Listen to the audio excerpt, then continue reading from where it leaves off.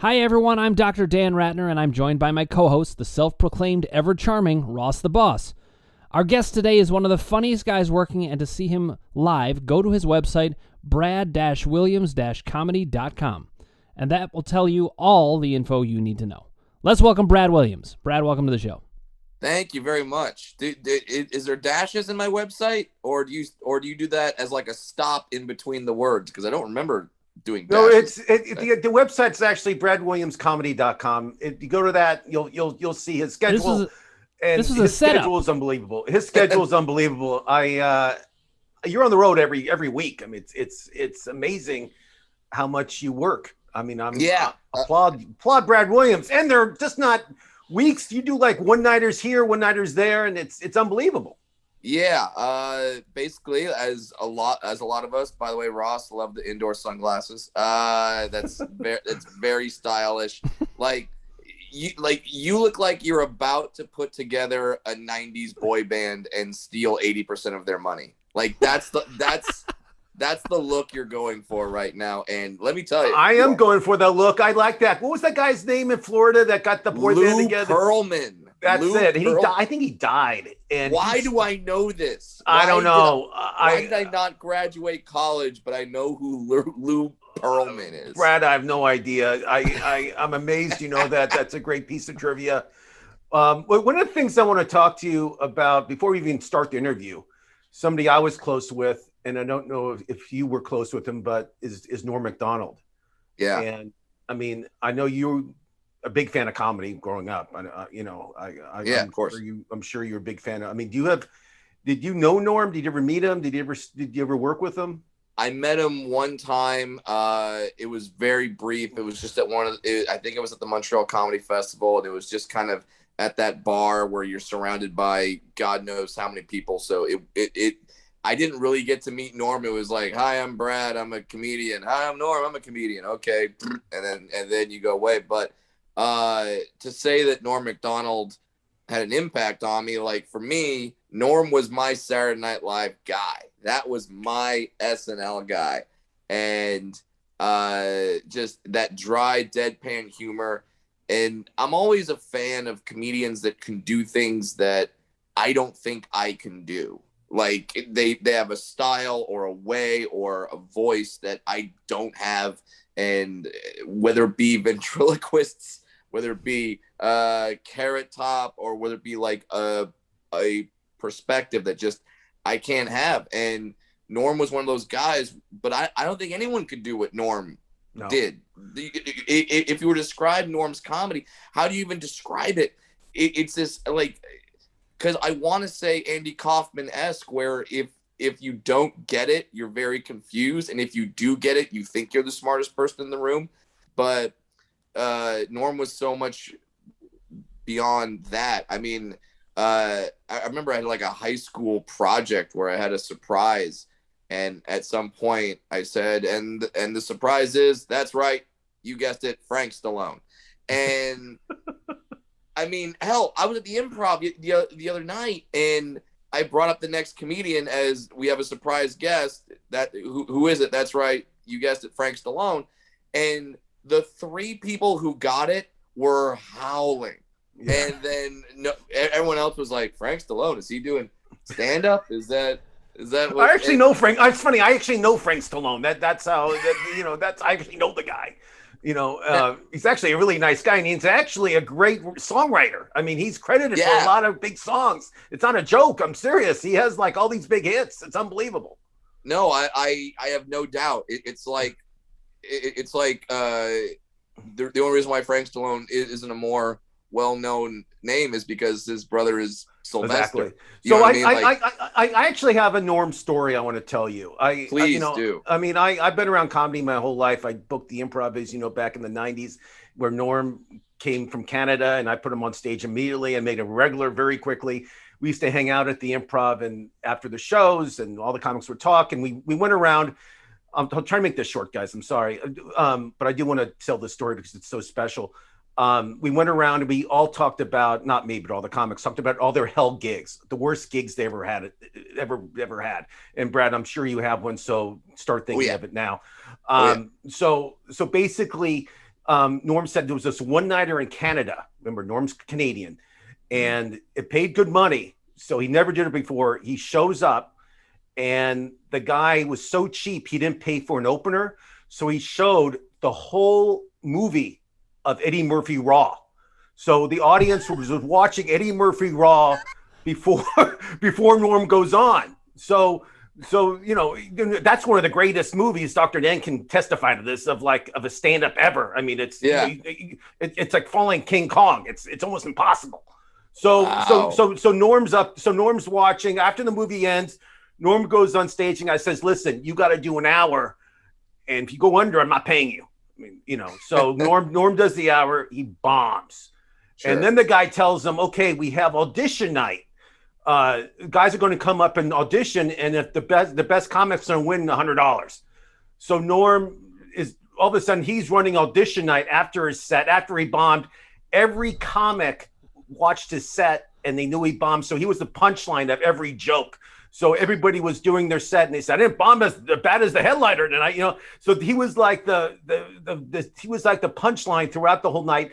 The very last guy goes up there and he actually wins the contest. His bit was he did the impression of a whale's blowhole. So he drank a sip of beer and he spit it all over Norm. And the crowd went nuts. They were laughing so hard, Brad, and it was unbelievable. And the guy wins the $100. But I mean, Norm tells it. It's a lot longer story. I just made it short for you guys. But I mean, it was unbelievable. This gig was a great story. And I have a million Norm stories, but I'm just going to tell you that one because I think that's special.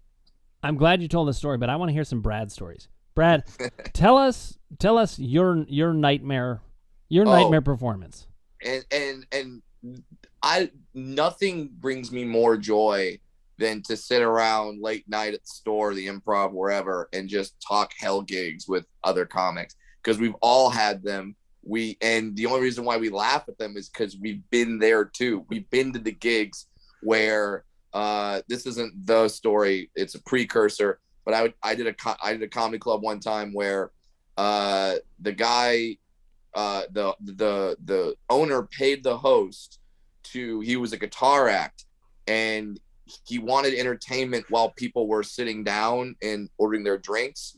So the host actually went on an hour before the show started and was doing like crowd work and the guitar and stuff like that. And then the show starts and now the host is like, "All right, well, I'm your opening comedian." It's like, what does he have left? Nothing. He's been on stage for an hour, and the people have already seen a 2-hour show by the time I get on stage. So that's not the hell gig. Hell gig is where I got booked.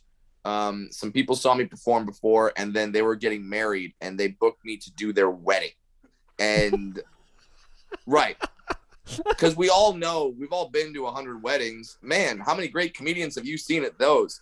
It's right up there with the traditions of throwing a garter and cutting the cake. So I said absolutely not, and they said we'll do anything.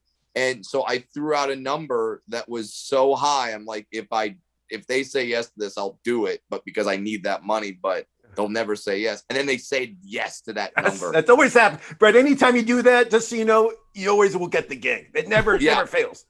Yes. And they said yes. And then I was like, oh shit, now I actually have to do this. And so they go on. I'm going on after the toasts, after the best man and after the maid of honor. Best man killed it. Best man did a great job. Props to him. Great speech. Maid of honor goes on. The maid of honor is the sister of the bride. And the maid of honor starts telling the story that their mother had died 3 days before the wedding. Oh no. And she's talking about how much she would have loved to have seen the wedding, how beautiful she looked, how proud she would have been. Everyone's sobbing because obviously they probably knew this woman as well. and they like she's laying it on thick, and she ends it with like, I know she's up in heaven watching, and then ladies and gentlemen, Brad Williams. That was my intro. All right, my literal intro was they toast the dead mother, and then they said, and now, ladies and gentlemen, the comedy of Brad Williams. That was the literal intro. And did you walk out with a suit? Did you have a suit on or a tux? What were you wearing? Yeah, I had a suit. I looked like the top of the fucking wedding cake. And I walk out there. I forgot what I said. I wish I remembered the line. But I said something about the mom, like something like the mom's greatest regret is that she didn't see a dwarf do stand-up at her daughter's wedding. You tried. The thing is whenever something like that happens, whenever you're in the situation, it's the elephant in the room. You have to mention it. You take a big swing, and sometimes you miss. And right. I missed. I whiffed. So yeah, that. But I was contracted to do 20 minutes. Yep. At the time, I was closing my show by bringing a woman up out of the audience and giving her a lap dance. And that is what the bride and groom had seen at the show where they booked me from. So they demanded the lap dance. So I gave the lap dance to the bride. I don't think the tears had dried from the dead mother speech. And people are just like laughing and crying and it's the most ridiculous thing. And I can only imagine the stories that are told from that wedding. Like when people talk about weddings, they're like, oh, let me tell you about Angela's wedding. Like it was, yeah, that was definitely a hell gig. And to this day, when people say like, okay, like, hey, I got this party for you to play or this whatever, I always throw a number out that's now double what I think is too high. And you get it. Your lesson. And you still get it sometimes. You still get it. It's absolutely ridiculous sometimes. And Brett, talking about gigs, you were actually supposed to perform in Canada last week, and something happened. Something went wrong. Tell us what happened in Canada and why you didn't perform. Yeah, I was supposed to. So I did. Like you said earlier in the podcast, I've been touring like a madman. I'm stringing together shows. I don't just do a weekend at a place. I do a Thursday, Friday somewhere. Then I do a Saturday, Sunday somewhere else. So we do Thursday night in Seattle, and it's great. It's a theater there called the Triple Door Theater. We sold out 2 shows. It was awesome. The next day, I'm supposed to drive to Vancouver. I choose to drive because I figure that's easier. So we drive, we get to the border, and at the border, they say, do you have this app that you have to fill out? And I say, yes. And I have that. And they say, do you have your passport? I say, yes. And then they say, do you have a vaccine card? And I say, yes. And I show them both the copy and the original. And they say, okay, do you have a negative COVID test within 72 hours? And I go, no. and it's Canada, and they just go, all right, you're not getting in. And I'm like, wait, but where can I get a COVID test? They're like, we don't know. And so first they told us that. So now I'm scrambling on my phone to try to find a negative, like a testing center. Yeah. And while we're doing that, they go, you know what? Come inside. We'll see if we can do something for you. So I go, okay, cool. So I'm like, maybe I'll get the nice person, like when you lose your luggage or you're late on the flight, and that nice person just goes, I got you, and they do some magic. So we wait in the line. The line is like 40 minutes. And by the way, the show is in 3 hours. We've got to go. And I get up there and we see the person, and we say, hey, this is our deal. They said you could probably help us. And she goes, no, there's nothing we can do. You gotta go. And I'm like, oh, okay. And but she goes, oh, but you can't just leave yet.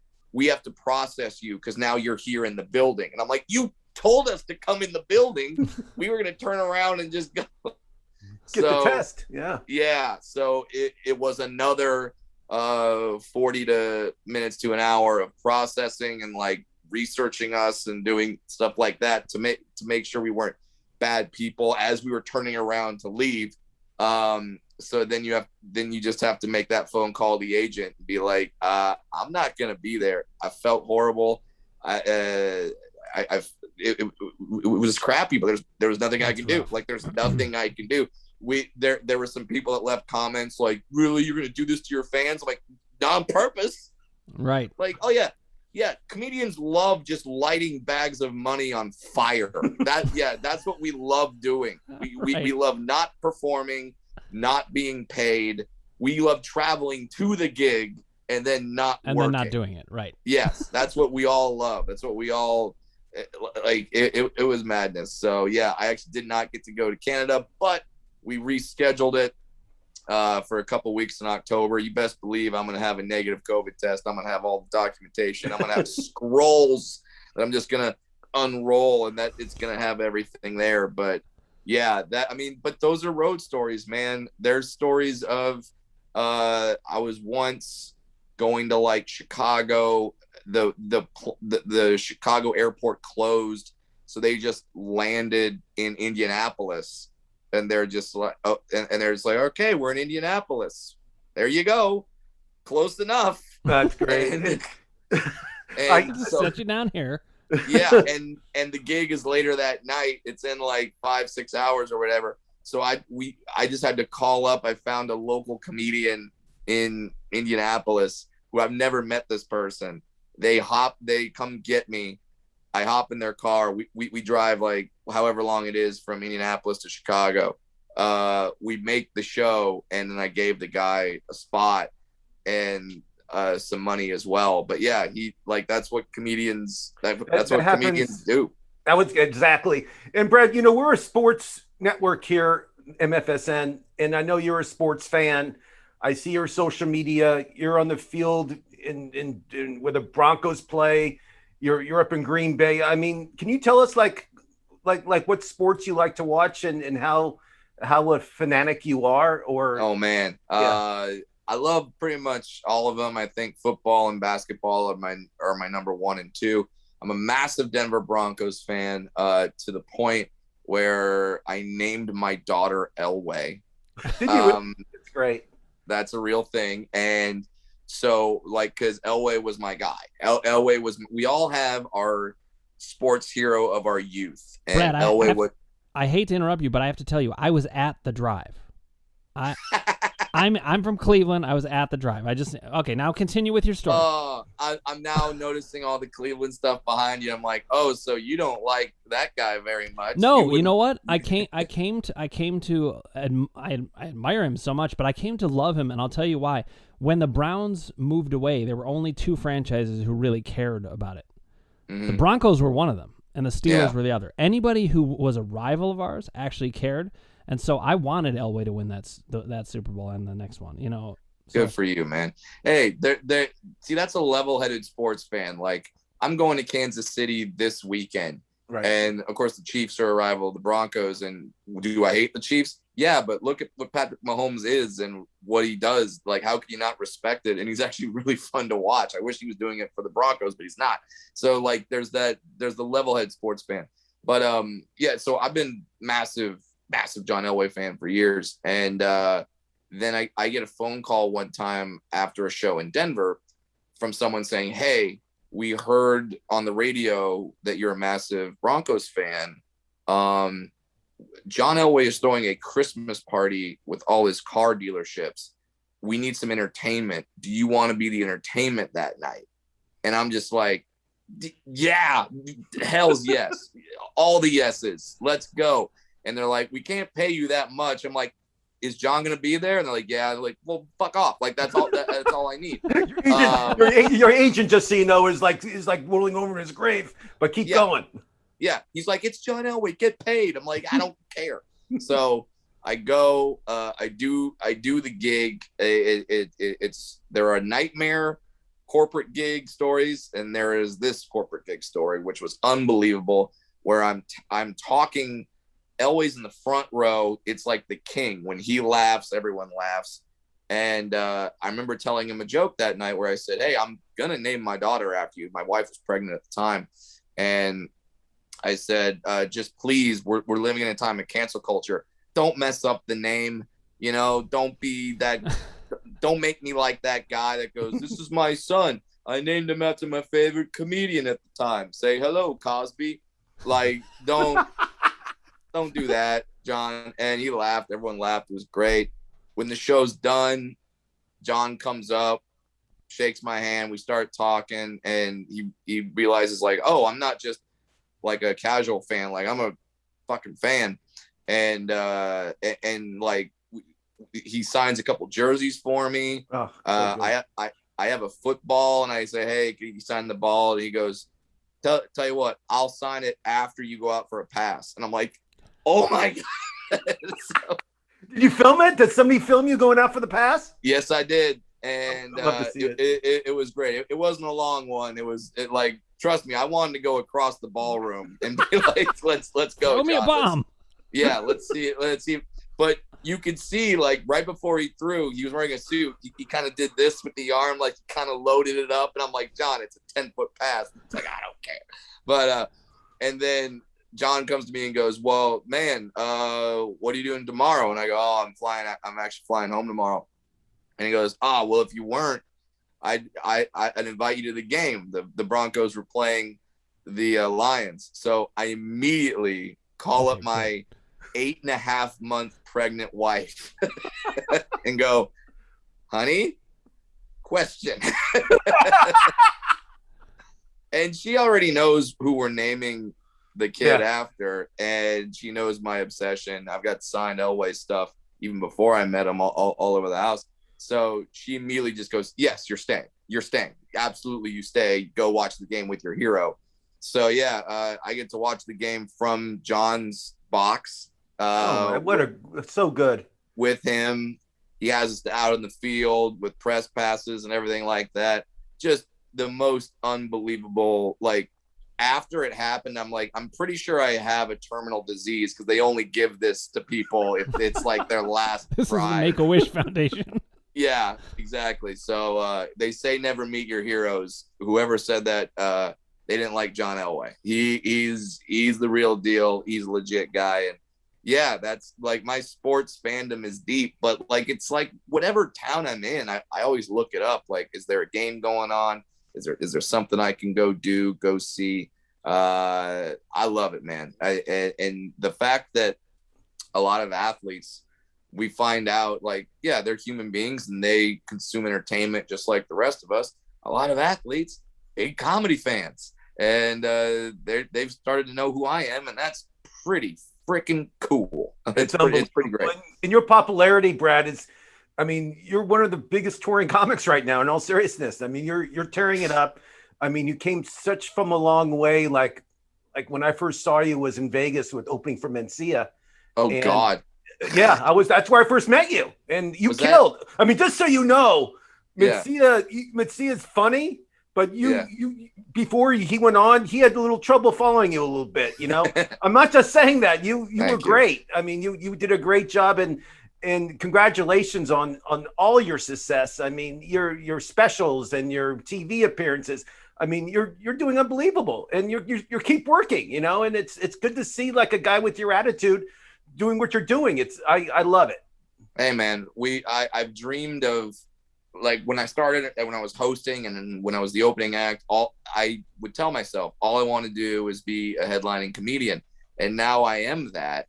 And now I'm a headlining comedian that actually sells a couple of tickets. And I've seen, and I'm sure, Ross, you've seen this as well. People, they have rises, they have falls in this business, and not falls like drug or something like that, like just rises and falls in popularity.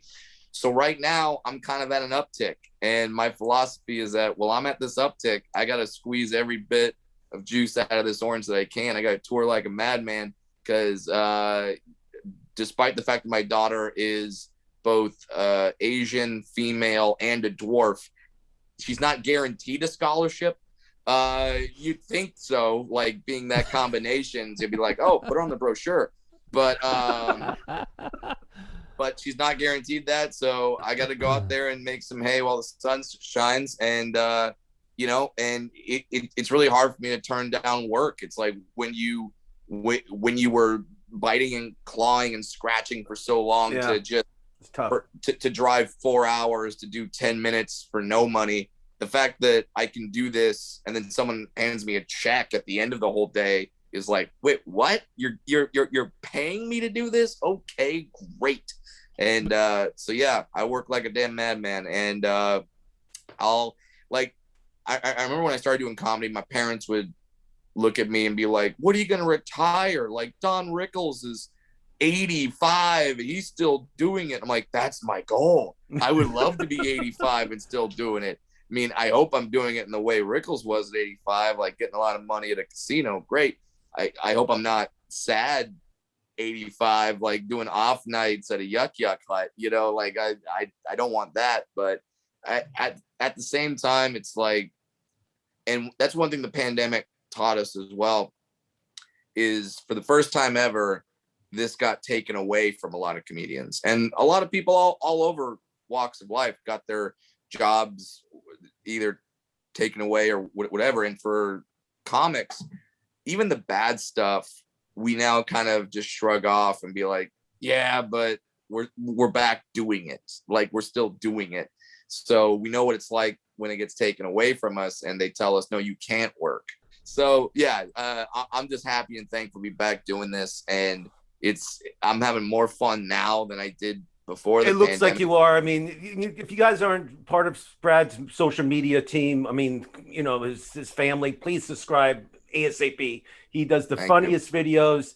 He does physical stuff. He does everything you can imagine this guy does. I mean, you really do put a lot of time and effort into your social media, and I want people to be aware of that.